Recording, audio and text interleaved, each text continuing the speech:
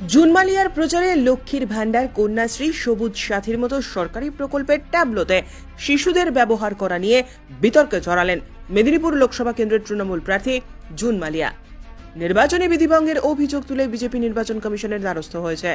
সরকারি প্রকল্পের ট্যাবলোতে কেন শিশুদের ব্যবহার করা হয়েছে এই নিয়ে নির্বাচন কমিশনে লিখিতভাবে অভিযোগ দায়ের করল বিজেপি। অন্যদিকে আজই মেদিনীপুর শহরের বড়তলা কালী মন্দিরে পুজো দিয়ে যখন প্রচারে বেরোচ্ছিলেন জুনমালিয়া, ঠিক সেই সময় এই ট্যাবলো তার প্রচার মিছিলে অংশ নেয়। এ ব্যাপারে জুনমালিয়াকে প্রশ্ন করা হলে তিনি বলেন এ বিষয়ে তিনি কিছুই জানেন না।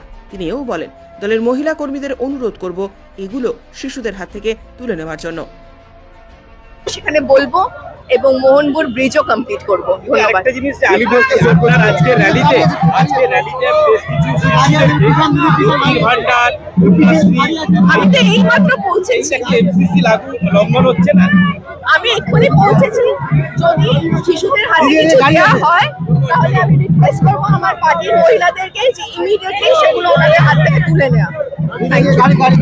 ব্যুরো রিপোর্ট, উত্তরের প্রহরী।